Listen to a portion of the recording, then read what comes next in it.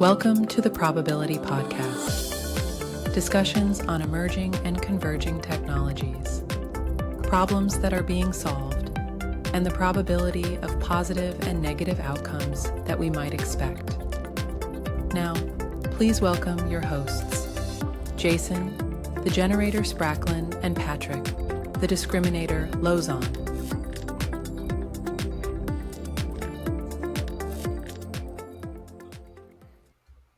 Hi everyone.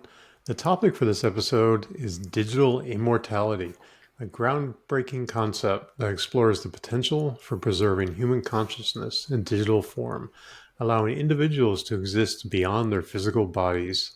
As technology advances, we find ourselves grappling with profound questions about identity, ethics, and the nature of consciousness itself.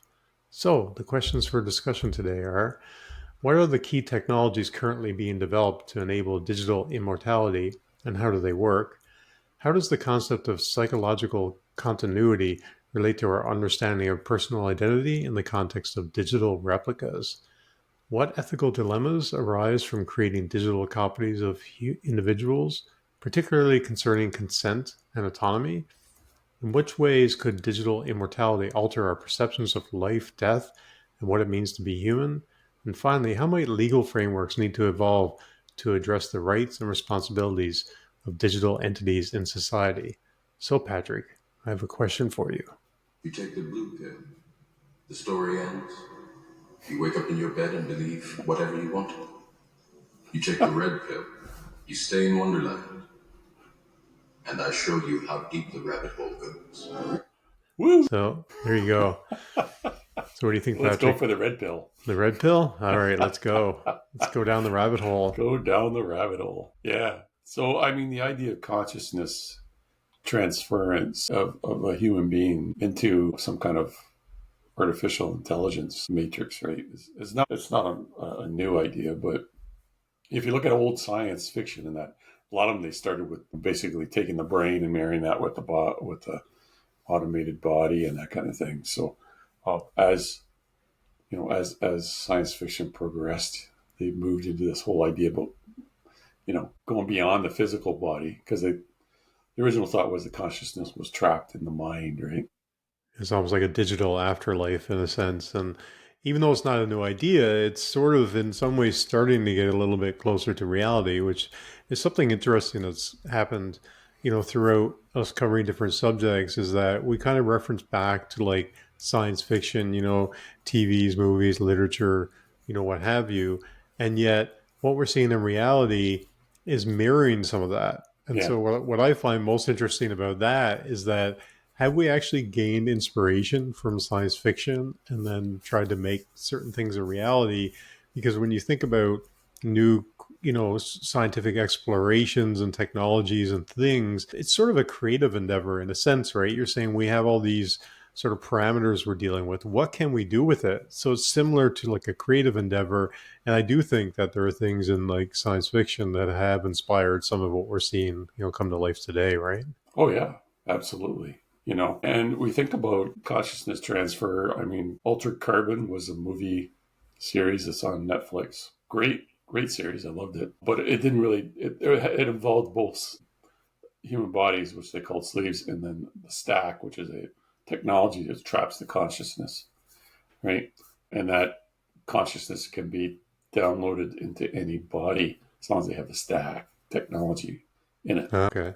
So I'm going to start calling my body a sleeve from now on. That's sleeve. It's just my sleeve. It's just a sleeve. My sleeve's getting a little worn out. I need a new sleeve. Yeah, we all need new sleeves. The Upload show on Amazon Prime explored this whole idea of this kind of digital afterlife, and that people, I think there was like a window when somebody died that they could get uploaded into this, afterlife world. The whole concept was kind of interesting. And then, like any situation like this, usually in the movies, there comes a point where the person doesn't want to exist in this sort of artificial world, right? Like how in the Matrix, people wanted to get out of the Matrix, right? They didn't want to live in this sort of manufactured world. Upload is the same thing. And there was this concept of them getting downloaded back to the real world. And so this is what this guy was sort of ended up getting forced into this uploaded world and then was trying to get back to the real world from it. So while this all sounds great in theory, is that really what we want? Do we want to exist, forever in some sort of digital world? And is it actually us, or is it just a replica of us? Yeah. And the idea too, there's some interesting concepts here, because the idea of transferring, consciousness into a digital entity, let's say a robot, a digital mind with a body, right? That's one thing. The other thing is transferring into like a cloud, into a platform of servers, right? A digital world like the Matrix, right? So you have, and that was, there's a couple series like the Black Mirror, for instance. I never did watch that specific one, but they talked about, what is human consciousness, right? They explored that a little bit in there. And the idea being, of course, is that if you go into a world where you have many other entities and you're interacting, right? This what we'll call clone copy or entity is now living a life, Mm-hmm. right? That because of the technology platform enables them to continue to experience a form of reality, right? Which is really interesting, right? When you think about all these guys on YouTube talking about the world being not real, everything's fake and Yeah, blah blah blah. we're Yeah, living in a simulation, yeah, right? living in a simulation. Yeah, That, and all that comes from the sort of the Matrix and whatnot. But I don't know if you watched the Westworld series on HBO. yeah, Quite good. I didn't end up making it through all of it. I had to get back to it someday, but it was quite well done. it And was. Yeah, what was interesting is that there was some indication there, without getting into too much in terms of spoilers, right? That they had these guests, right, that were humans that were essentially being represented in this sort of simulation. It started out with this Wild West, right? They were getting their consciousness sort of implanted into this sort of clone type being, right? And that they were thrust into this Wild West world so that they could live out the life of, a gunslinger in the Wild West type thing, right?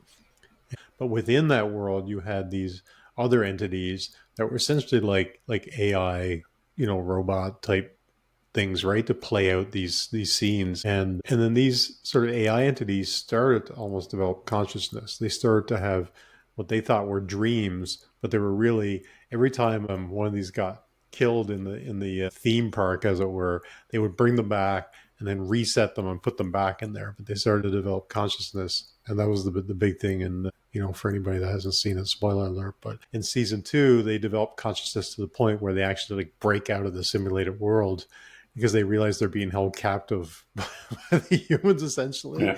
I mean, now we're kind of talking a bit about AI, right? Well, you are talking about a kind of a mirror storyline to something like the Matrix, right? In a way, Yeah. you're living in this, this fake world, and you break out of it, right? Yeah. And what you see out beyond that fake world, I don't know, maybe not so good or not so bad or really bad. I don't know. But the intent of the whole story is about that journey, right? And Well, exactly. Yeah. Well, in the Matrix, the happen. one guy was in the Matrix, then got out, and then the real world was so unappeasing to him that he cut this deal to get himself put back into the He wanted Matrix, a so he stake. could just go. Yeah. He wanted to go live back in the world, and have a stake and whatnot. Yeah. So it's Yeah. it's sort of interesting how we've explored these ideas in sort of different ways, and now we're getting there, in real life. So Yeah. Well, I mean, I understand the lure of going into kind of a fake world, and kind of it's what you do when you read a book, in a way, right? mm-hmm. Or watch a movie, right? So I get that. It's are you willing to do that for the rest of your life? Yeah, in in a true sense, right? But when you think about it, there's so many people even today that are essentially living in a digital world, right? Yeah. That if you look at the amount of time people spend on social media, right? They create their own, their own look, their own presence, their own brand, as it were, right? In social media, and they exist within that world, right? Where they're sort of representing themselves in different ways. People are commenting, people are interacting. There's platforms where people can get into chats and calls and things like that. And we're very much, I mean, if you think about it in a way, we are living in a digital sort of simulated kind of world now, right? We used to, I mean, this is going to start to sound like a couple of old guys talking, which shouldn't be new for anybody that's ever listened to this podcast. I mean, sort of back in my day, but at the risk of sounding like an old guy, back in my day, your interactions were with real people, right? But, you used to have to go before we had the internet. There was none of this sort of virtual world that people were interacting in, right?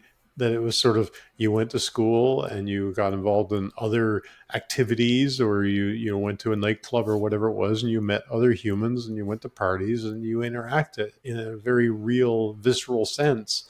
And now, I mean, certainly it's gotten accelerated through the pandemic, I think. But now there are lots of people that have very little of that, like in-person interaction, and Yeah. they really just interact in these virtual worlds. So is that really that different than like just living forever in a virtual world? I don't know. Well, a good point. But the idea is that we are, nature's animals or mammals of this world, and our bodies need that. We need that social connection. We need that physical movement. We need, to get out and do things. It's, we're not, the just brains. And I think that's where, we have a lot of problems with our, people getting sick and people having, different types of anxiety and stresses and psychological problems. A lot of it centers around the world that they built, right? The world that they're living in. And some of that is tied to this, right? So when we think about, breaking free of all this and then going for a ride on a bike, walking along a riverbank, going to the beach, feeling the breeze, the sun on your cheek, walk out in the evening and look at the stars and the moon and, smelling a campfire. I mean, those things are human, right? Mm-hmm. And that's reality, right? That is reality. And that's what we cannot lose, right? That's what we got to keep fighting for, to keep in our. Yeah, for sure. There's a different dynamic there as well. Like I've talked about this a few times, right? Like in the what I like to call in the before times, which is before before computers, yeah, the great COVID pandemic of okay, 2020. Because when you look at it, really, it was a real tectonic shift in the entire world, for that matter. But certainly in sort of our more micro realities, right? In that, let's think about like a weekly or daily occurrence of, getting up, getting ready, getting in a car, getting on a bus or whatever, and going to a workspace and interacting with real people, right? Not to say that like remote work and those things didn't exist before, but there was this real shift to necessity to creating this virtual meeting space or virtual realities of, oh, I've joined a company and I have a laptop and I meet people through video and I have video calls and I have chats and all these things, right? But it's very different in a sense. And I've always said, I'm not really a French speaking person, but the French have a term called je ne sais quoi. That means I don't know what. I can't describe it, right? And I always used to say to people, the difference between me getting on a video call with a bunch of people and then going to a building and sitting in the same room with those people and having the exact same discussion, or at least discussing the same topic or whatever it is feels very, very different to me. And I can't even quite put my finger on it. I know there's a difference with being there in person and your perception of the room and people's body languages. And there's a number of different things you can point to, but there's a certain je ne sais quoi of like the difference between sitting in a room with people and, doing something virtually. And of course, we've done that many times, both of us in person. We've been at an office or been somewhere to, to have a beer type thing. And yet we've done this whole podcast virtually. So like in terms of like a verbal communication, you can do it and you can get a good result out of it. But after this, we're going to do a wrap up this week in which we're going to get together for the first time in person and do this podcast. Well, the first time doing the podcast in person.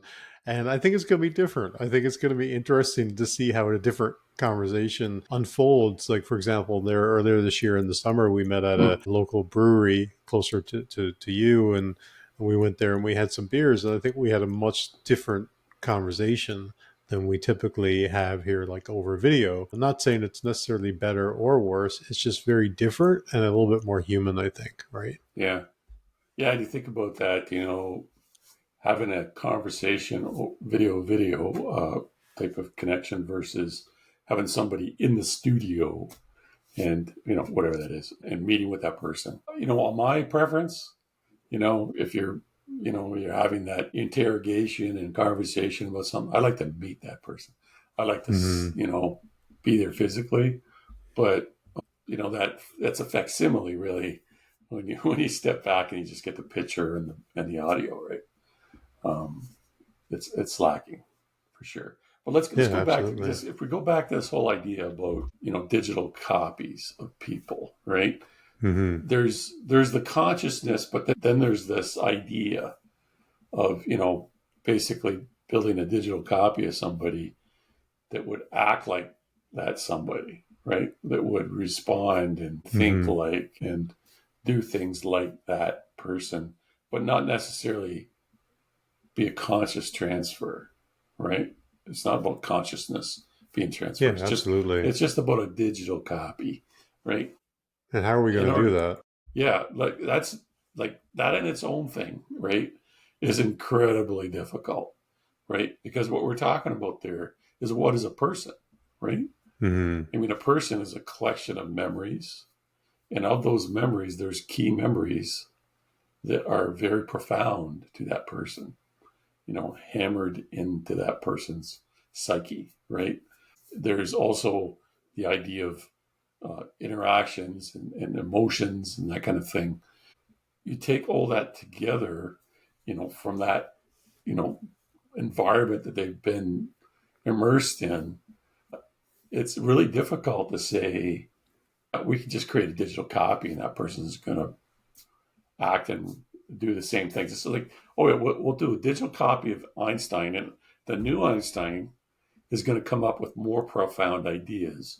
The new Einstein is going to, you know, basically respond very closely to, you know, the past Einstein. And that to me is a bit of a farce, right?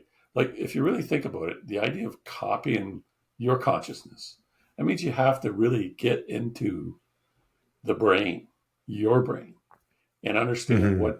what are those immersive thoughts that you have in your mind that compel you to do things, right? That come up when you're thinking, right? What are those key memories that you rely upon?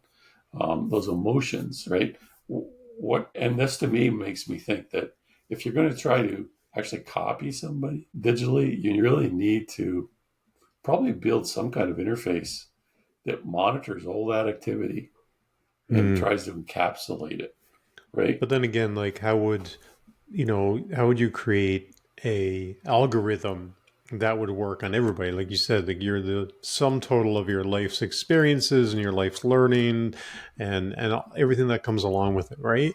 And so could you actually really create sort of Yeah, an algorithm or a program that's going to say, well, I can apply it, to Patrick, I can apply it to Jason, and then it'll create that copy. Like, will it really? Now, again, it all depends on to what extent. I mean, there's a difference, like you said, with transferring that consciousness, which is very science fiction like.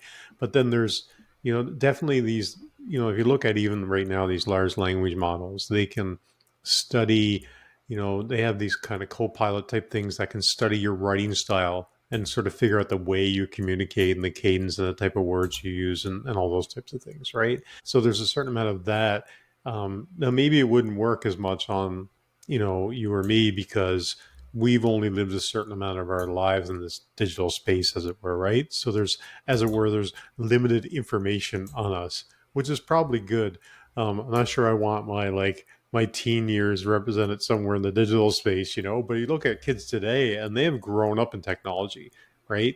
So there might be, somewhere in my treasure trove, there's some old movies or whatever, right? That may have been taken on on a Super 8 or whatever type of camera. Now you have kids that essentially, in terms of digital cameras, they're being filmed from an early age by their parents. When they get to a certain age, they're on social media, they're posting pictures, they're posting videos, they're writing things. There's this massive digital footprint that essentially could be like consumed if you look at it, like training, like a language model, for example, that could be trained on them. And there could be enough experiences and things about birthdays or heartaches or whatever it is to come to some approximation. But to your point, it's still really just a copy, right? It's still, It's a super high level approximation, right? Built on yeah, some generic model. Like if you really think about it, even if you were to download all your memories per se into, an AI consciousness, right? You had some kind of mechanism to scrape your memory, right? Everything you remembered goes into this thing.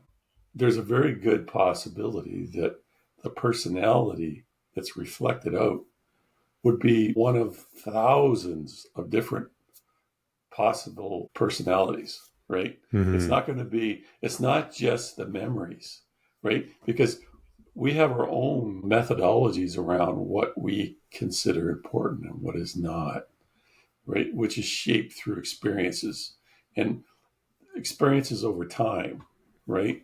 That whole idea of lessons over time. And then you remember certain things, maybe not in the full context of the lessons that you learned. So we have an imperfect memory, and that imperfect memory still reinforces certain behaviors, psychological behaviors in our mind. Mm.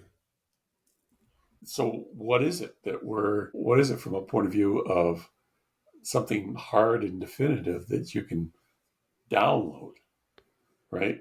And put into a computer.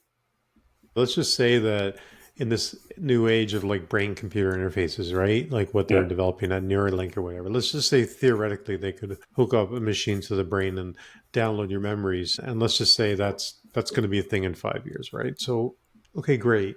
What is it going to do? It's going to tap into your brain and download everything that it can gather from that database, right? We think about our brain as a database, right? And Database our of memories. confusion.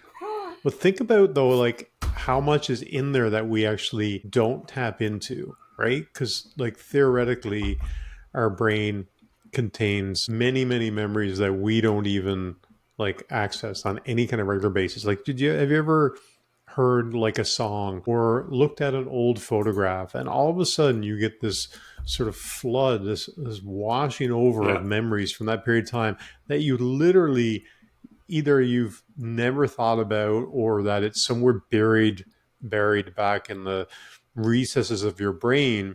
And so I guess what I'm getting at is that those memories are not impacting you on a day-to-day basis. They're not really defining the person that you are now because you haven't accessed them in 20, 30 years. Like I've Exactly. literally experienced this, right? Where I've looked at an old photograph or something, all of a sudden, which means that everything is sort of in there, but either consciously or subconsciously we decide not to access it or it's triggered. What happens when you take all of that and you put into a virtual entity? It's probably not the same person as we know today in terms of you and me, right? It's sort of Yeah. an interesting thought around then do you what parts of it do you actually access? And even to think about it a different way, oftentimes what we think is a memory is some approximation of what actually happened Yeah. or some colored version or some subset of it. If you ever talk to somebody about something that happened and that person goes, no, that's not actually what happened, or Yeah. like or maybe you've actually concocted something that you think is a memory that's only like 10% true, Yeah. or you've concocted some memory that's covering up some kind of pain, and so that Yeah. you're not really recalling the whole thing. So I think the human brain is very, very complex in that sense. And, when we can say, okay, we think that, everything's in our brain. Oh, I remember things. It's in our brain. And that may be fine, right? Maybe the brain is the database of all, like I said, all of our memories and experiences and all that.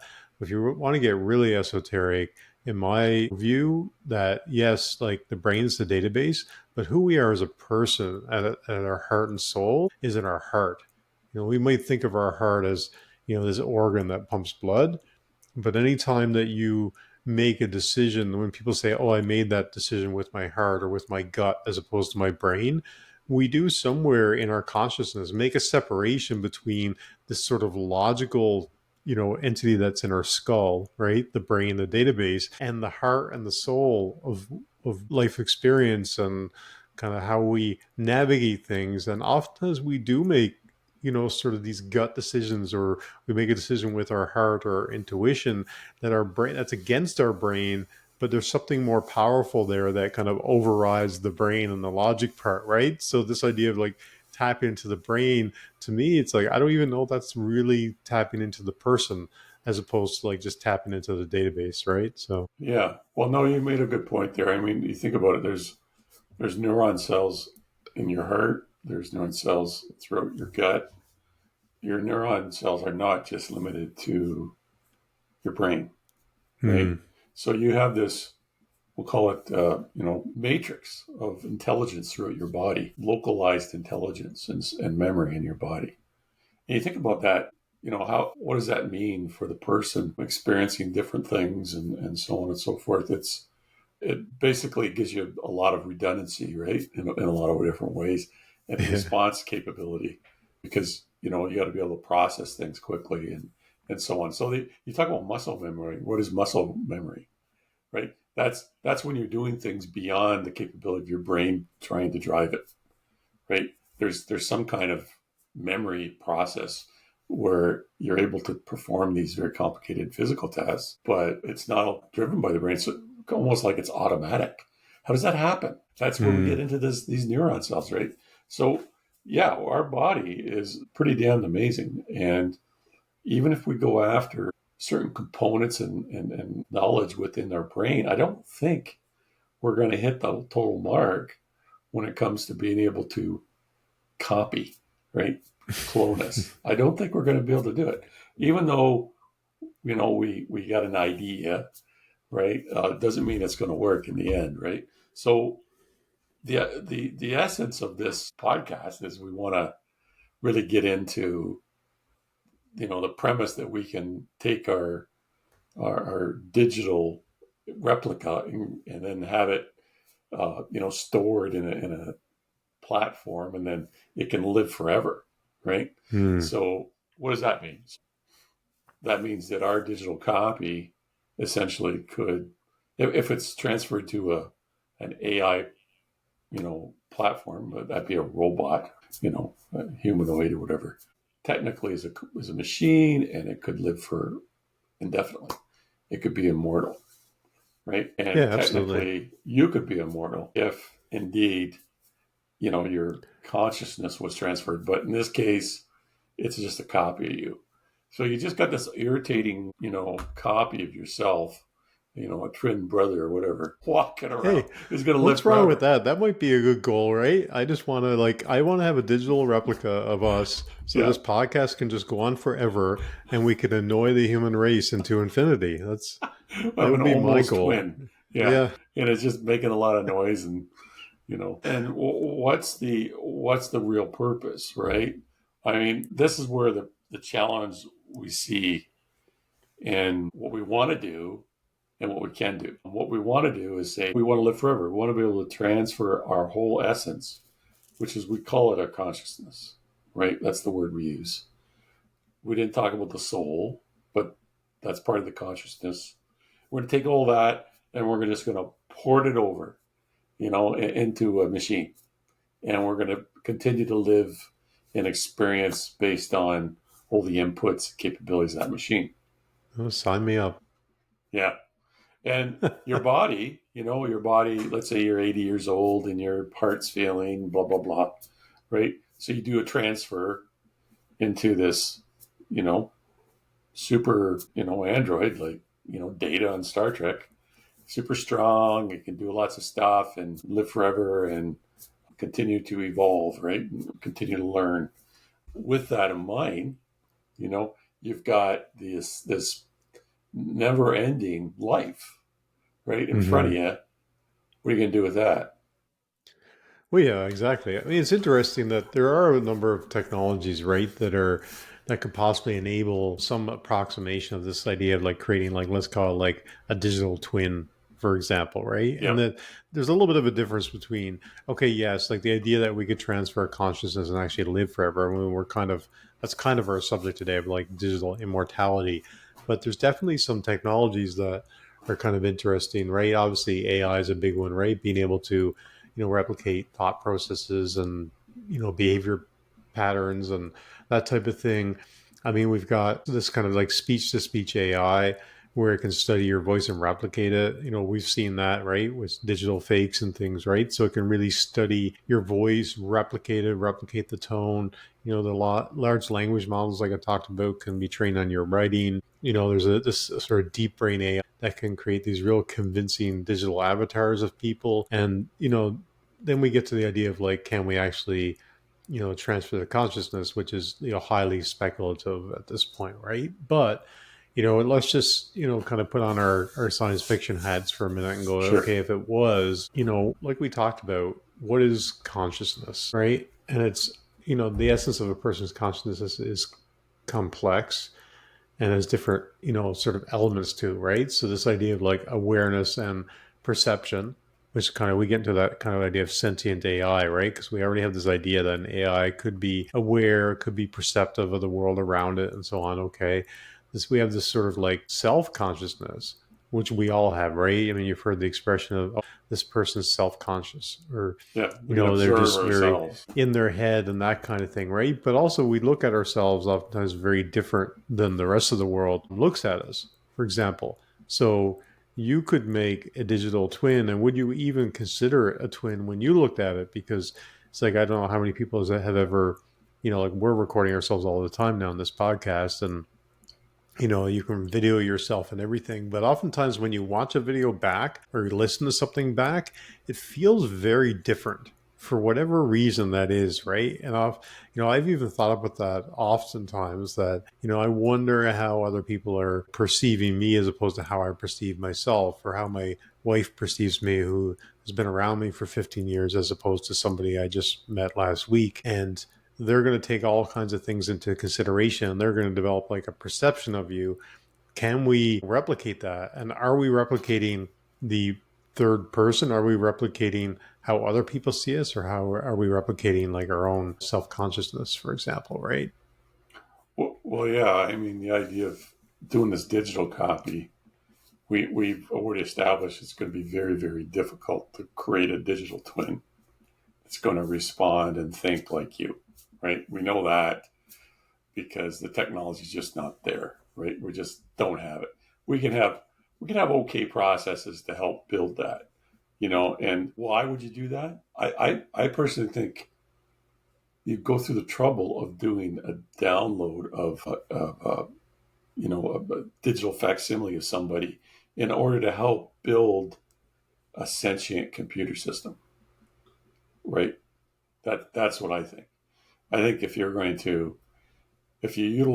try to avoid the madman, and certain individuals we'll not talk about. We want to start with somebody who's fairly stable in their psychological profile, and with that, you can utilize as a seed to build this consciousness model. I think that digital twin, won't be a twin very long as the AI kind of takes over and It'll starts start to evolve from there, right? Evolve from there, yeah. But it's a starting point, right? So to me, anyway, I think that's the value that it can equate. Another thing is, if you can download something like that, some kind of facsimile, can you utilize that to, I don't know, make money, right? Mm-hmm. So, if it's something that, though, this person would always provide this type of coaching, and so you make a copy of you on LLM, and you respond mostly around the same kind of content that you would use if you were providing the answer. And the answer is yes, you could do that, right? So there's lots of, I would say, subject matter experts that are being considered to build their own, we'll call it AI model based on them, and then they can utilize that to help, coach others, right? Yeah, we're So starting I to see get that that. already, right? We're starting to Yeah. see, for example, the idea of creating these large language models that are now you can interact with them via voice and everything, and they're trying to give them personalities, and I watched an interview with this lady, I forget her name, but she's the person on the Anthropic team that is involved in sort of training, these new language models as they're building them. That she is kind of like the expert in understanding how to build out like a personality and how to interact with it in certain ways. And, that's what she kind of mentioned was the idea of we really need these entities to sort of replicate humans more closely. Because what we have is this sort of model that tends to interact but can hallucinate. It can go off on the tangents. It can sort of get into different strange patterns of behavior and these types of things, right? Mainly because it's this purely artificial entity that's just based on, a bunch of training data, for example, as Yeah. opposed to the idea that it's more of a thinking human. You're seeing that with supposedly, although I haven't dug into it too much, but the newest version of ChatGPT is supposed to have this quote unquote reasoning quotient, right? Where it's not simply just sort of taking input, processing through a bunch of information and spitting something out. There's some sort of reasoning process or algorithm going on there. And so that's sort of their version of the next evolution of AI. But how do you get that without sort of studying how humans go through reasoning? And if you could, like you said, get somebody that has, a stable mind or thought process, then could you somehow start to replicate that into some kind of artificial entity that resembles that person, for example? You could definitely see that happening for sure. But again, it's still not really like conscious, right? Well, it's just the destination you're going into, right? If you're going, like, there's a lot of games now they're playing with AI, and they're doing many, many different characters on a platform. So all these different characters are utilizing different AI models talking to AI, right? So it's a social network of AIs, right? Hmm. AI engines talking, our personalities, right? Talking to one another. That's fundamentally different than, let's say, trying to do with ChatGPT, right? So the intent here is that if you, let's say, you get downloaded into consciousness container, right, which is, we'll call it computer, right?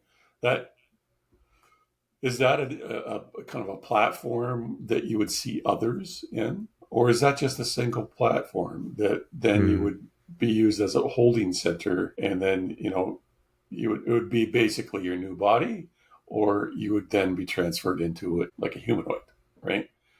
These are completely different models, right? Like we talked about that one Netflix series, the idea was an upload was your consciousness continues to experience, a certain type of reality interfacing with other consciousness entities, right? And that the idea, they call that, psychological continuity, right? Yeah. Where, you become something and you retain that. They don't turn you off. You continue, right? Hmm. And with that, I mean, the idea, of course, is that our consciousness doesn't, turn our brains off. I mean, we go to sleep, right? But we Even doesn't then, we're turn us not off. turning our brains off, right? Because Yeah, it's as we all, or most of us, I suppose, experience that when we sleep, we dream, which yeah, means that our body goes into an inactive state, but our brain actually kicks into like an overdrive kind yeah, of state and conjures up the most fantastical of worlds and situations. And it's actually something that, we haven't gotten into on this podcast. I don't know if there's a technology angle, but maybe this is the podcast to talk about it. But dreams is something I've been fascinated with like yeah, forever, right? Because they really, and I guess it does fit here, right? Because we're talking about consciousness and that type of thing in the brain, and where it comes up with some of this stuff I will never understand. I mean, it doesn't make a lot of it doesn't make sense in the context of reality, just in terms of like the constructs within it, like the surroundings you're in and what's happening. A lot of it doesn't even bear a resemblance to your life and where you grew up or anything, right? You're sort of, yeah. oftentimes I wake up and I'm like, I just had a dream What the about hell was something that that? bears no resemblance to any situation I've been in, any people I've ever met.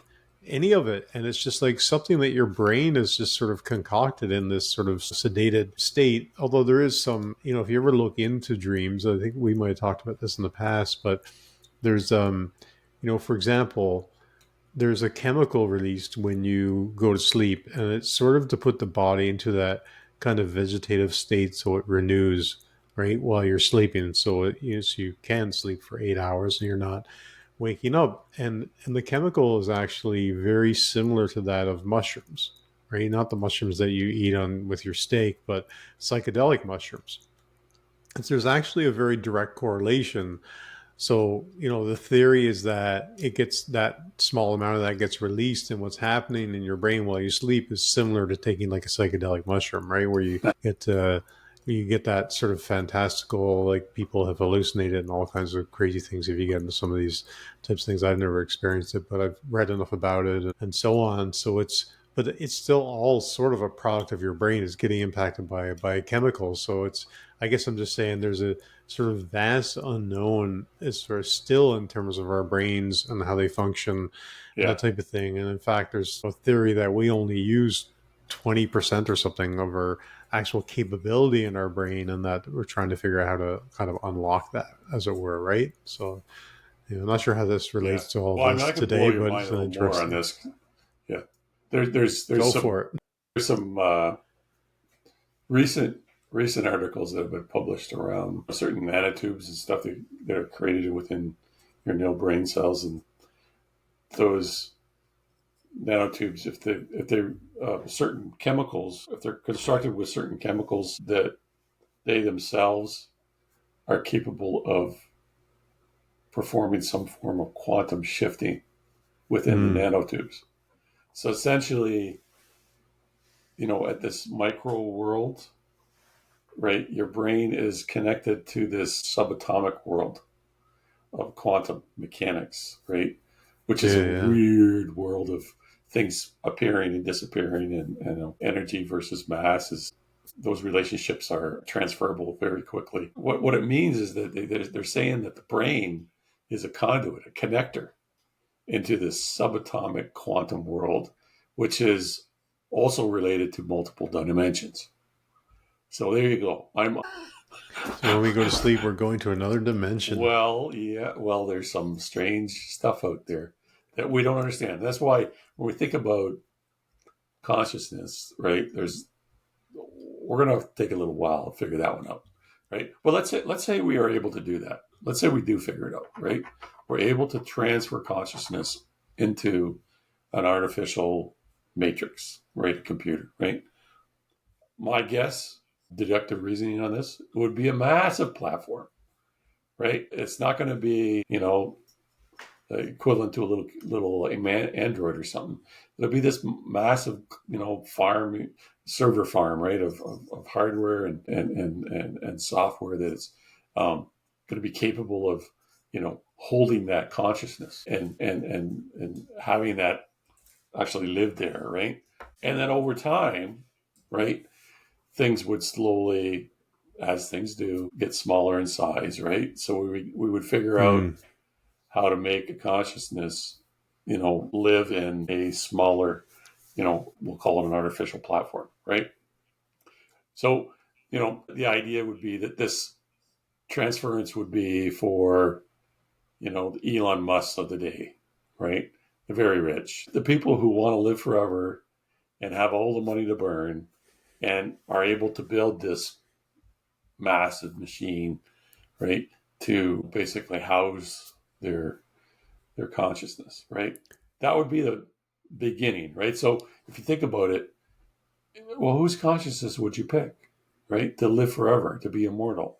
Well, it's not going to be, the guy down the street who, works his whole life and would give the shirt off your back and has helped everybody and is a member of all these different communities and, helps out at the food bank. And no, it's not that guy. It's going to be Elon's new buddy. It's going to be some, questionable character, right? Possibly. Yeah. You touched on something interesting there about being able to replicate this in sort of a digital world that has to be much more fantastical than sort of what we have right now. But we are sort of leaning into things like neural networks, right? And so, we've discovered, through our own research around some of these new technologies, you just, touched on, quantum, mechanics and that type of thing. But neural networks are inspired by the structure and function of biological neural networks in sort of animal brains, for example, right? So it's kind of interesting that, if we extrapolate out from the idea of sort of the digital avatar and things that live in that more, traditional computing world we've lived in, we start to get into like neural networks and, quantum computing and that type of thing. Maybe it's not, that far out. We can get into, we've gotten into consciousness and that type of thing, but there seems to be some interesting possibilities. And, I sent you something the other day about Google is create this chip, right? That they're claiming that, the speed of it and the reliability is sort of off the charts. And they said that it's basically, it would take, what was it, 10 septillion years, which is, a mind-boggling number of zeros there compared to like this chip takes 5 minutes. And I don't know if this is a bit of like hyperbole or chest puffing out, but they said that it's basically proof that multiple universes exist was the claim by the AI founder at Google, or the quantum AI founder at Google. He said it was so mind-boggling fast that it must have borrowed computational power from other universes. So there you go. Wow, that's pretty amazing stuff. Yeah, yeah. So I mean, we are talking science fiction here right now because of the merging of technology with biology. Right? We don't have a good handle on biology to that level, and we don't have our technology at that level. Neither is even close. Right? All we can do is do a digital facsimile of a personality, right? And then use that as a seed to create some other AI construct, right? Now, can that AI construct then become sentient because of our ability to make that AI smarter and smarter and smarter? It's possible, right? There's lots of people there say we've already achieved AGI. Well, I don't believe that yet, but the intent here is that that's what's going to happen. That doesn't mean we're going to be able to live forever by transferring our consciousness. We're too far away from that, right? But that's kind of but the let's say key we piece, are in right? the future. There's lots of questions around if we are able to in the future, right? So where I see this as a valid use case is where we would download our consciousness, right? Because we want to live forever. That's one for thing. sure. That's the linchpin, right? The idea that we have to achieve some sort of way of creating digital consciousness in order to achieve this at all. Because other than that, like we talked about earlier, everything is just a facsimile, right? It's a photocopy of you, as it were, right? And so if we can't get to the point of AGI and creating artificial consciousness, we're not going to get there. And there's still a lot of debate around like what consciousness is, right? So Your imagined suffering makes you lifelike. Lifelike, but not alive. Pain only exists in the mind. It's always imagined. So what's the difference between my pain and yours? Between you and me? Well, I mean, the idea of pain is another level of consciousness, though, if you think about it. But I'm saying like that's kind of another key part of it, right? That if you're, we can say, okay, we'll we can reach AGI, that we can have a sentient digital entity, right? But if it can't experience pain, for example, I mean, that's one example, or love or what have you, then is it really a person, right? Can it experience things like a person? Or again, is it just a copy, right? I think that's the key thing. We have all these technological, wonders of the world now, things that we can do with AI and other types of technology, but we still can't really replicate, love and pain and that type of thing, which is really, again, at the essence of being human, I think, right? Because it impacts our whole life experience. Well, you've hit the nail on the head too, is that emotion is tied to our memories. Mm-hmm. Our emotions help define and shape our memories, the other, the reverse is true as well. This whole idea of being able to extract just memory is like a,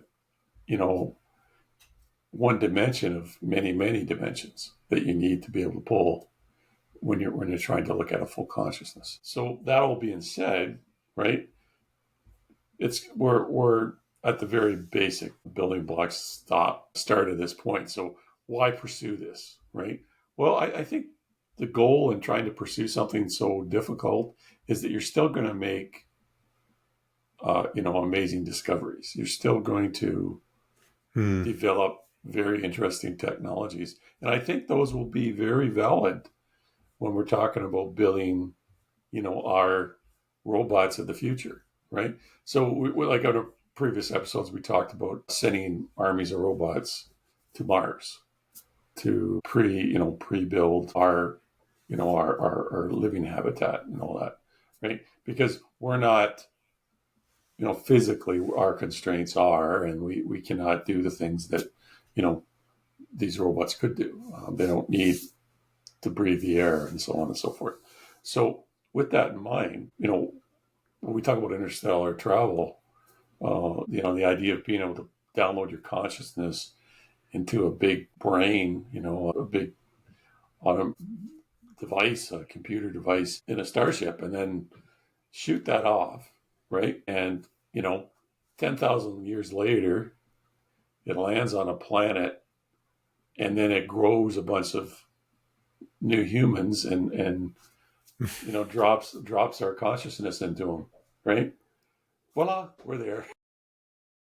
We never knew it was a travel. Yeah, that's how we're getting to those distant Earth-like planets, eh? Yeah, yeah. So, I mean, there's lots of, we'll call them use cases for the ability to transfer consciousness. Well, that's a pretty out there use case for sure. Although I like where your brain goes sometimes. We kind of covered a lot in the last two episodes about space travel. But when we think about it, let's just shift away a little bit from this idea of consciousness, right, and living forever as some sort of digital replica or whatever. But I think we're entering an the very real possibility that we will be able to create fairly believable, digital replicas of ourselves, right, in some sense or another, right? Yeah. And so what are those like more practical uses for that? For example, we kind of joked earlier about being able to bring, sort of, actors or, singers or what have you back from the dead, right? To sort of train AI on them and create these digital replicas that can kind of come back and create new works of art and all these types of crazy things, right? But, what sort of practical things could you use a digital replica? We talked about learning your personality, your sense of writing, and I think we're very quickly edging towards this idea of not just having this kind of like faceless co-pilot, right? We see in everything now, right? Every software you log into has some sort of like, hi, can I help you? And it'll work through things and all that type of thing, yeah. which can be very useful. But I think and we touched on this back, I think in season 1 about digital companions a little bit, I suppose. But what could you do with it, like a digital copy of yourself, if it was like somewhat reliable enough? Although I don't know, if we're going to get to that point of sort of a faith in that type of thing, right? But seeing as, like I talked about earlier, that so many of us are living in these digital worlds, right? Including work. Could you unleash a digital copy of yourself to go and do things on your behalf, as long as it had some reasonable, sort of monitoring in place or whatever, right? I don't think any employer would want you sending off like a digital copy of yourself to work, maybe, right?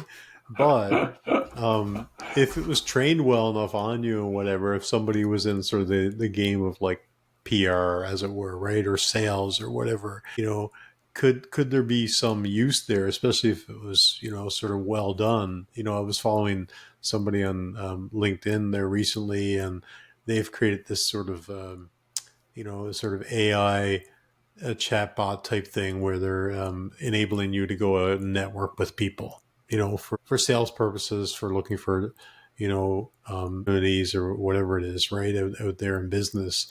And that the pitch was that it learns you and it learns your language style and everything. And what I find interesting though is that I can tell you right now that I get messages from AI bots posing as people already, like 100%, that that's happening right now. And I can tell by what I get. Now, whether or not at some point they get like a hook and then the real person jumps in and starts conversing with me, that's one thing. And, or maybe sometimes it's in my head, right? Maybe sometimes it's actually a real person. I think there's that very real possibility, right? But I noticed it not that long ago and it really kind of jumped out at me, right? That I had this sort of message from somebody that was clearly looking to sell something, right? And it was a very sort of nicely written, what seemed like a personalized message.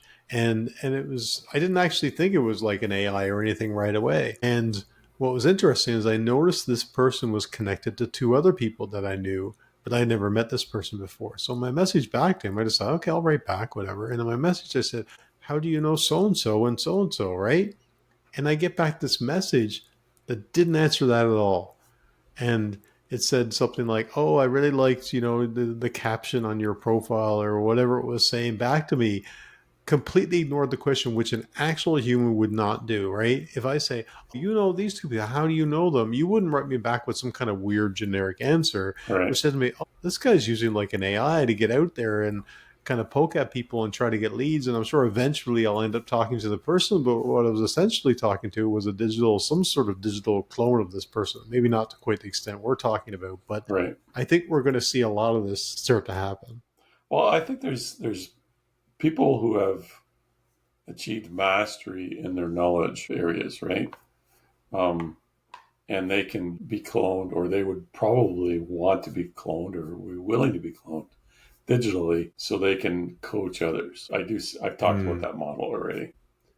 Everything else after that, I don't know. Like I would get into situations where, what is the why behind, having twins of you, right?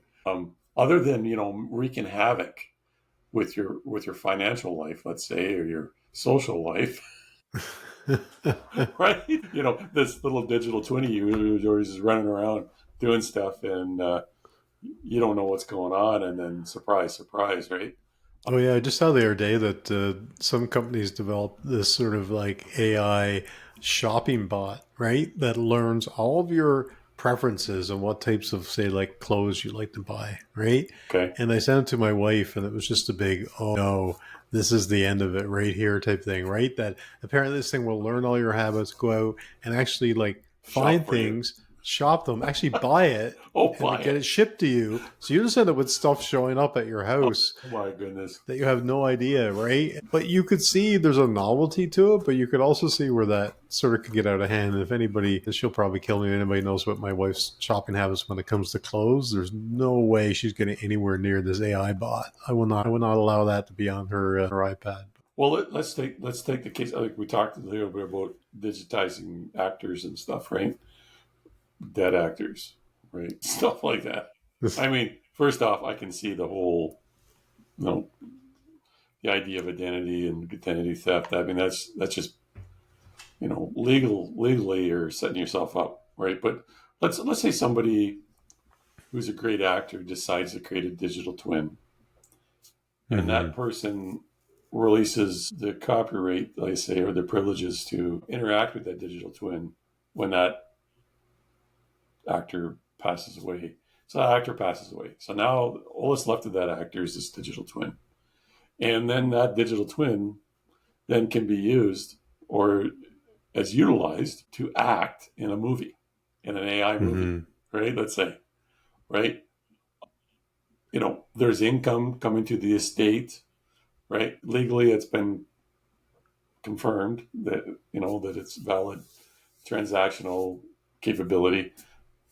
What does that mean for this digital actor? I mean, that digital actor now, it's like saying John Wayne will live forever, right?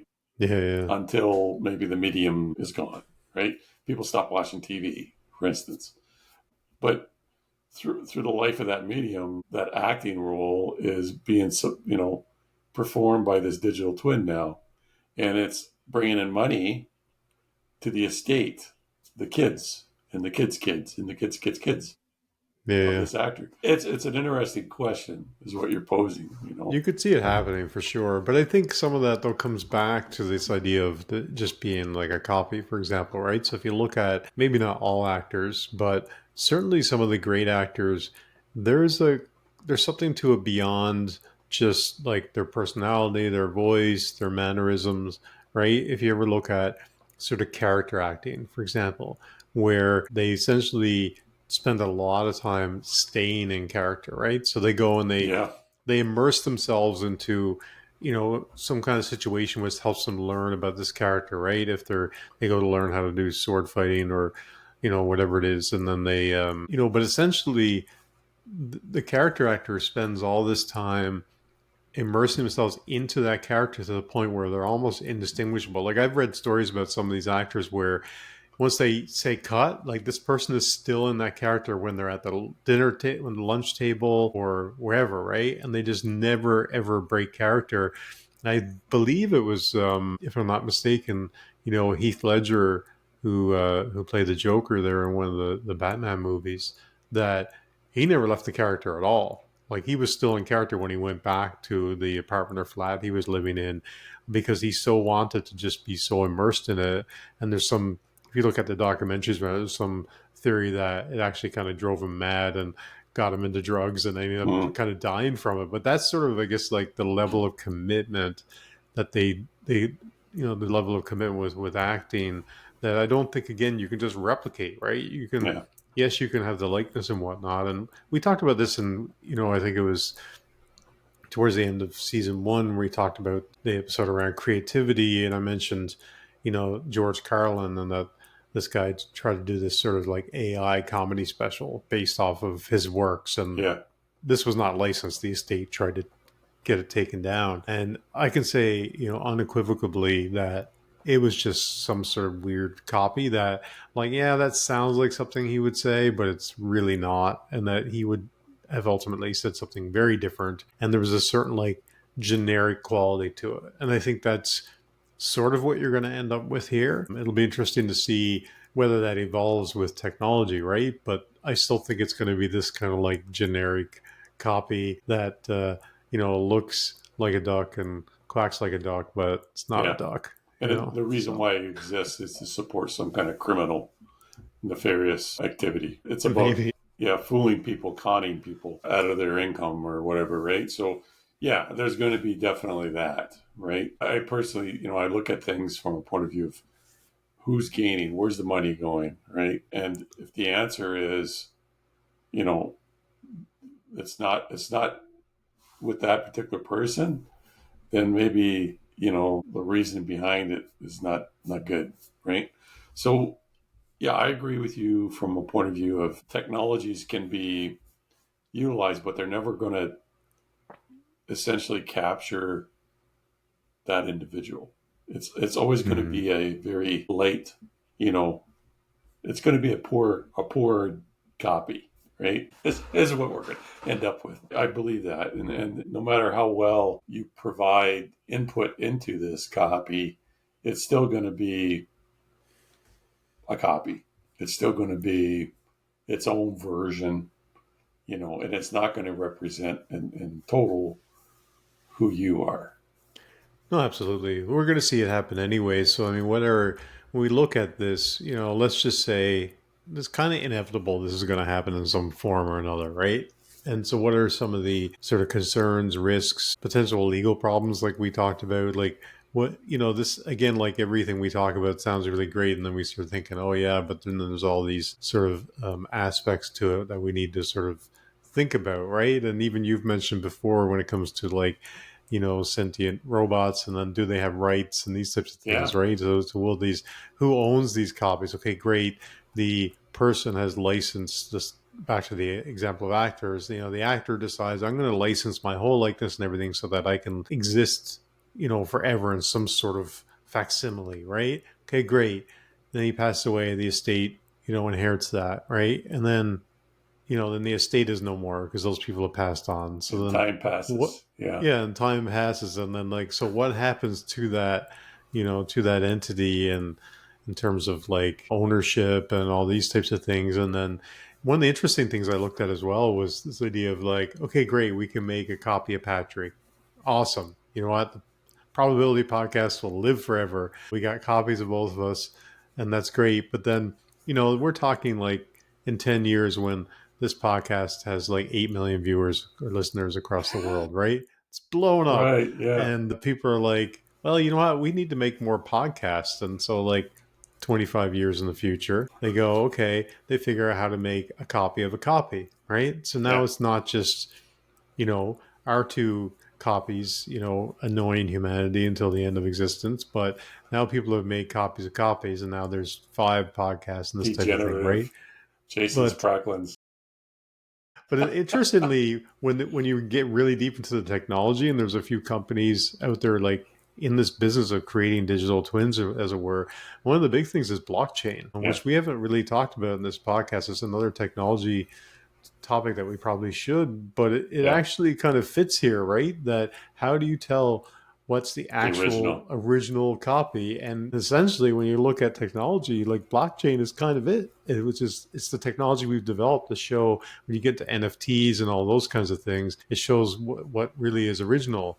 So there you go, Patrick. We can just live as NFTs forever. That's the goal of this podcast. Well, what I was picturing when you were talking was a Twilight Zone, episode. You once lived in this as a digital entity, lived in this thriving world with many, many other digital entities, and you have a great life. And then slowly but surely, everybody just disappeared, and your reality was this huge city, and then the lights started getting turned off.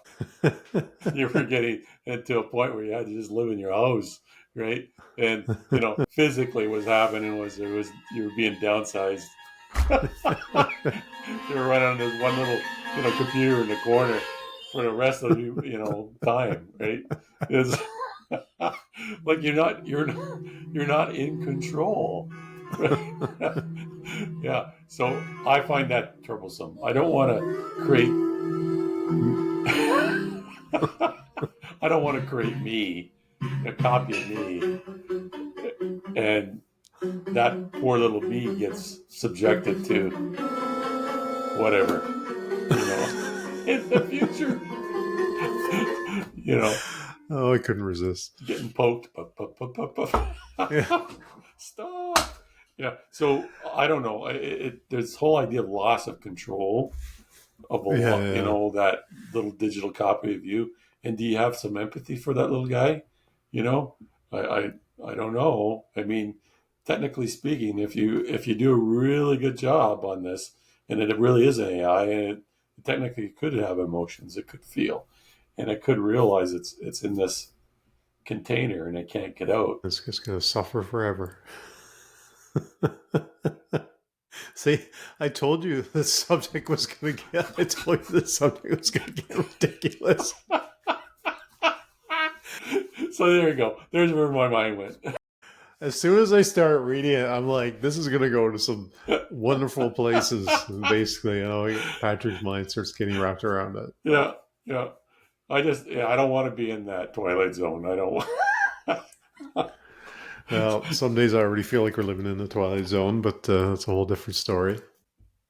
When we think about it, it's going to be the AI creations that, the sentient computers that are going to be, they're going to have this reality. They are going to experience this.